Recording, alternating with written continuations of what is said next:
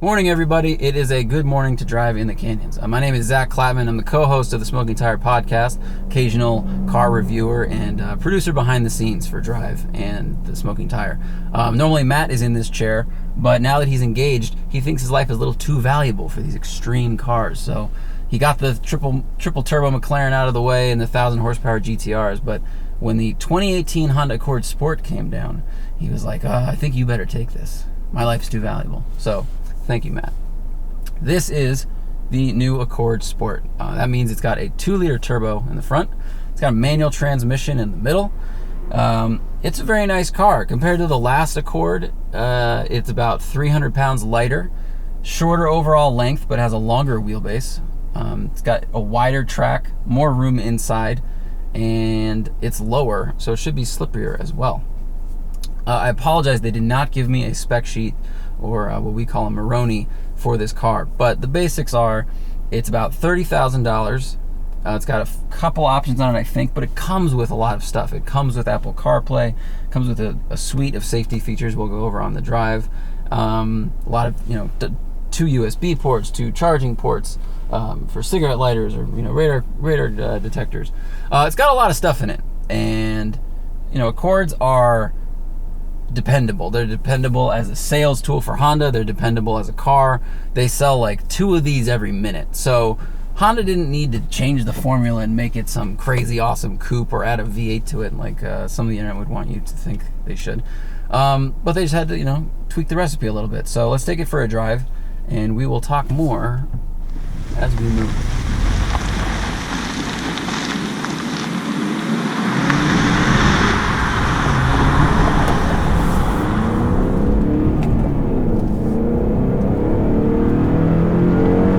Well, off the bat, let's talk about the engine, because that's what gets us away from a parking spot. Ooh, enlightening thought, Zach. The engine is very nice. It is a 2-liter turbo. It makes 252 horsepower and about 273 foot-pounds of torque, but it makes the torque at 1,500 RPMs, 1,450, but whatever. That is crazy low. So the idea of turbo lag is basically gone. And for those of you who have forgotten, a lot of any motors have their own form of lag as well. We just don't demonize it as much. But there's plenty of higher revving engines that are not great out of the hole unless they have a V8 in their name. So far for this week, this engine has been pretty great. It's very smooth. So smooth, in fact, and I'm embarrassed to say this, I drove it on the highway today for about 2 minutes in 4th gear. I didn't even notice that I wasn't in 6th because it's very quiet in the cabin and it's a very smooth engine.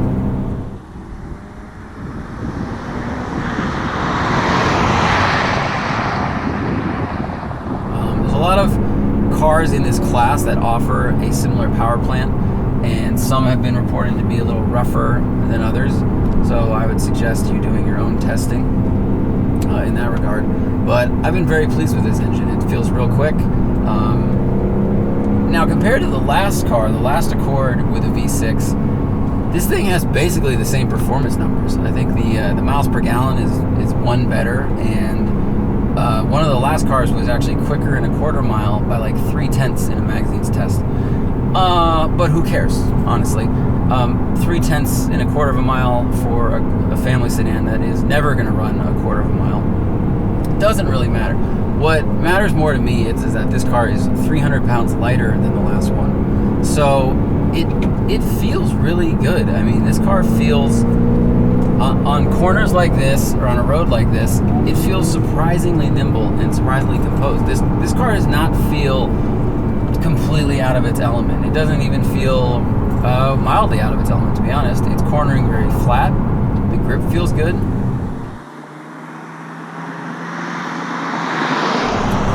Getting a ton of understeer early. That was way too early of an apex, Zack. It feels like, that when they designed this car, they did some performance testing and they wanted to make sure that it didn't only shine when it was driving straight on a highway, carrying people in the back, and, with an Uber driver asking what song you'd like to hear. So, I'm very pleased with the handling of this car. I think the weight has something to do with it. This car is significantly lighter than most of the other cars in its class other than the Mazda 6. But the Mazda 6 doesn't have a turbo yet, and when it does get it, you won't get a manual. And it also doesn't get Apple CarPlay, which I guess we can go into the interior accoutrement of this vehicle. I hope I use that word right, because I don't speak French, so I'm just going with it.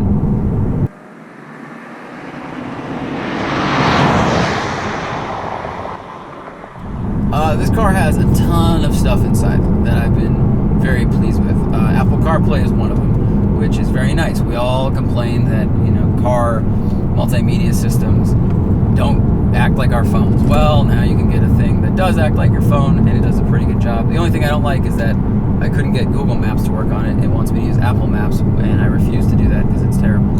So, but the screen is quick. It's very responsive. It's very fast, but it also has enough hard buttons that I can navigate through the menus, and I don't feel like I'm wandering. One thing I don't like is when too many of a car's controls are given to the touchscreen. If you're not super familiar with that screen and those menus, driving on a highway on anything that's other than dead straight and empty, it can be a little stressful, frankly. If I'm trying to swipe and look for the right thing to hit and my finger misses by a tiny bit, for example, I'll insert a shot of this. At the top of the touchscreen it has phone, FM, audio, XM, and all of the buttons are about the size of a chiclet, a piece of gum. So if you're on a bumpy road that had any kind of curves and you were trying to tap those buttons, you might miss, and then you're having to go back and having to go forward, when all you could do is just hit home, hit phone, hit audio, and hit these hard buttons that your finger can feel and land on, and then press. I think that's very helpful in a car. I think it keeps people safer, frankly, and I just find it more intuitive to use.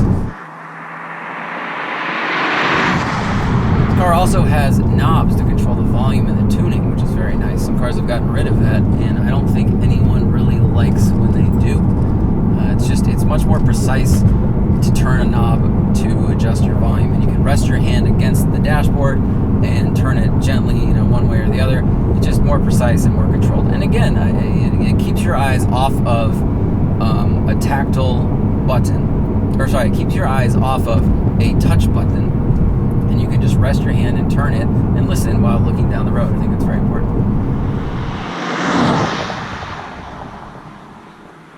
I mentioned before that this car weighs 300 pounds less than the old Accord. It's actually pretty light. I think it was 3176 or 3276. One of you will correct me, I'm sure. But what was funny about it is it's only 130 pounds lighter than the 911 Carrera T, the stripper model. Oops. Hello, road workers. So it's only 130 pounds lighter than the stripped 911, and that is pretty funny to me, because it means if a guy who owns a 911T goes on a date and he goes up and drives the canyons, and a guy who has this car who doesn't have a date for obvious reasons goes up for a drive in the canyons, their cars weigh the same. I mean, granted, the performance is wildly different, and the looks are wildly different, and the idea of the cars is, but it's very impressive that you can have a car that's this size with this many gadgets in it. I mean, I've got heated seats, sunroof, all this tech, all this safety gear, and it doesn't weigh that much less than, a bearish bones performance car. I think it's impressive what I'll say normal cars are becoming with a lot of the new construction methods that are benefiting not just sports cars, but passenger cars as well. This car is also significantly lighter than a lot of the other competition. Like the Malibu from Chevy lines up with this car really well as far as power goes, interior volume, noise. They're pretty much neck and neck in a comparison I read, except for weight. This car is 400 pounds lighter than that.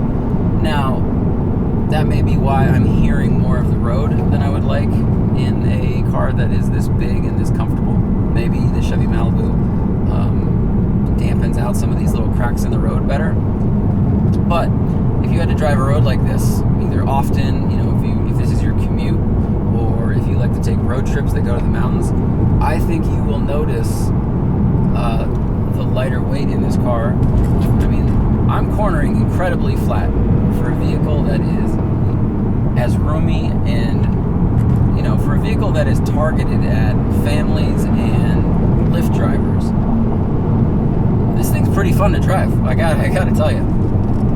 The steering is quick but quiet. It's like a ninja. I mean, it's like 2.1 turns lock to lock. It's a very quick rack. I haven't had to cross my hands at all. Pretty much the whole time I've had it, other than parallel parking. But I feel nothing from the road. The only thing I feel are the cracks coming through the car, vibrating the car and the steering column. But as far as lateral pressure on the tires, no, nothing. Could use more of that. Will your average Accord shopper notice? Probably not. That's something that the journalists like to bring up. But it would be nicer. Especially, I could see this car being a very good buy for people that live in inclement weather, and that may be a case where I would like to have more of the road feel. If there's snow on the ground, I would like to know when the car is letting go. But it doesn't snow here.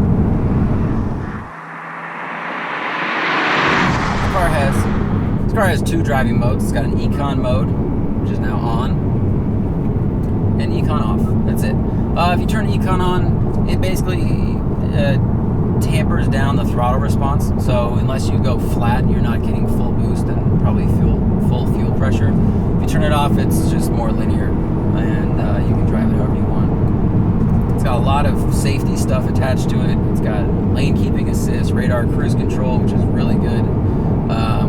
And then it has the collision warning system, which was pretty funny on this road because I would be coming into a corner and it would tell me to brake. I don't know if we were approaching a sign it thought I was going to hit, or it just saw that the road ended and was like, "Whoa, what are you doing? The road ends." So it was a little funny thing. Oh, it also has this cool thing. It has street sign recognition.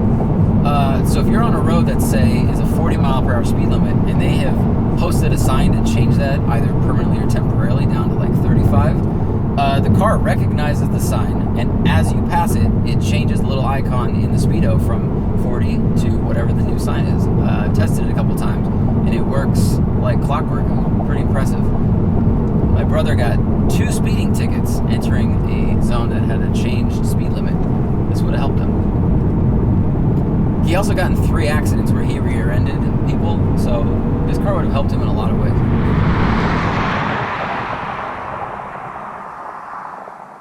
Things I dislike about this car.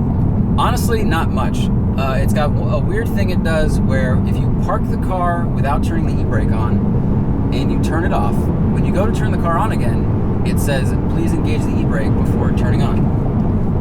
So it requires it.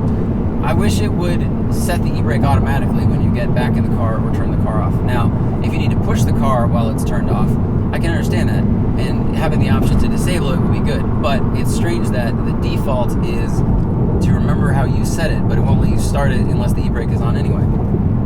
Like, what's the point?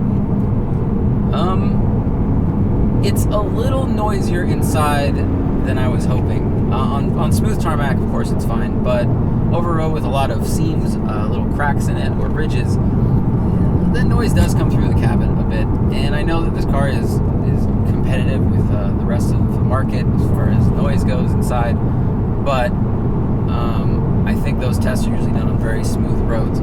70 decibels, 61 decibels. Whenever I'm going over imperfections, I am feeling and hearing them a little bit more than I would like in a car that is aimed at commuting quietly, being an entry-level chauffeur, that kind of thing.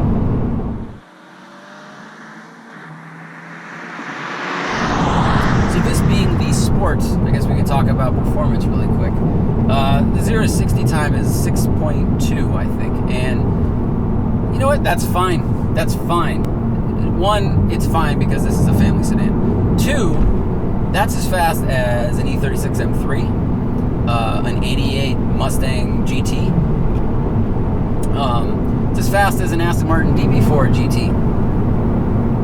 So, yeah, it's not fast by today's standards, but you know what? It's plenty quick. It'll get you on the highway and into traffic perfectly fine.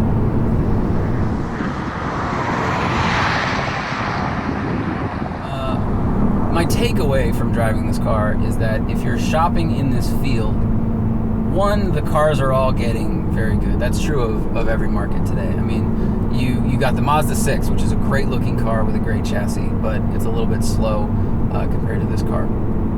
Until they get their turbo, which only comes with an automatic. You know, you can get a Malibu, you can get the new Camry. There's a lot to shop. There's a lot of comparison shopping can happen, and you don't really have any bad choices.